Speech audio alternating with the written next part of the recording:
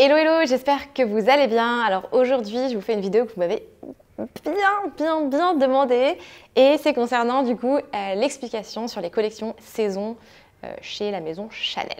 Alors du coup, si jamais vous ne me connaissez pas, je suis Margot alias Margavalux.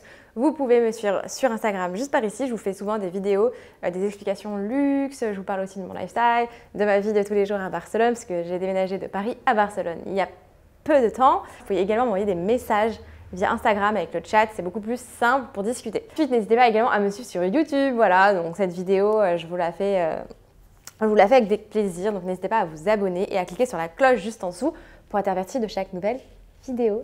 C'est parti, on commence. Alors, pour l'explication sur les saisons de la maison Chanel, c'est un peu, il y en a quand même pas mal dans l'année, donc je vais vous expliquer et puis je vous ferai j'essaierai de vous faire un petit tableau récap, en tout cas pour que vous puissiez comprendre un peu plus à quoi correspond quoi. Voilà.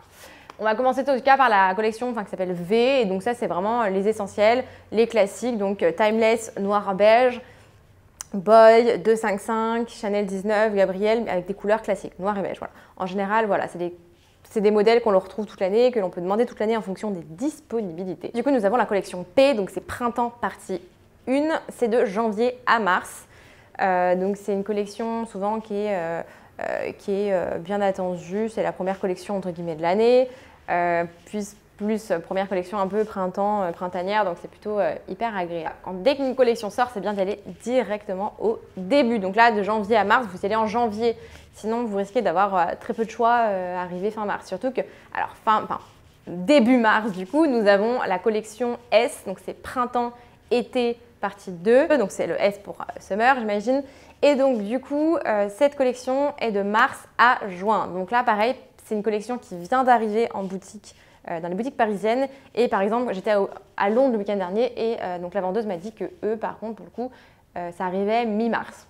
Voilà. Donc sachez que les boutiques parisiennes, les collections arrivent avant un peu tout le monde apparemment. Donc ça c'est plutôt chouette pour les personnes qui habitent aux alentours de la capitale. Et donc là pour la collection printemps-été partie 2, c'est plutôt des collections avec des couleurs pastel, des choses de plus colorées. Ensuite du coup nous avons la collection A, donc là c'est la collection un peu automne, métier d'art, qu'on appelle métier d'art en fait. Donc généralement c'est l'un des plus beaux shows de l'année, donc de l'année d'avant qui promouvoit un peu la collection. Donc c'est vraiment souvent le plus gros show fashion de la Fashion Week, pour la maison Chanel en tout cas.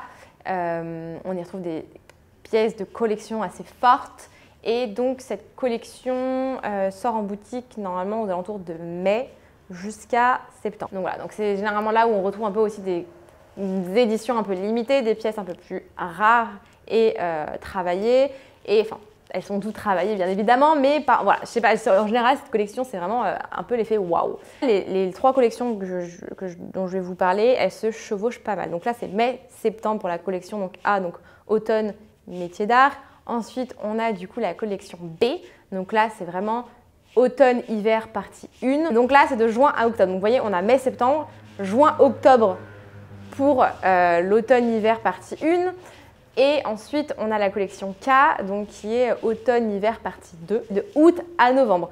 Donc, on a vraiment les trois en fait qui se chevauchent vraiment à cette période. C'est un peu la folie, il y a beaucoup de modèles en boutique et du coup, il y a beaucoup de choix en général. Donc, c'est plutôt sympa, donc il ne faut pas hésiter à y aller à ce moment-là.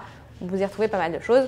Après, petit conseil, toujours allez-y tôt, allez-y de bonne heure dans la sortie des collections. Si vous avez un conseiller ou une conseillère, n'hésitez pas à lui demander.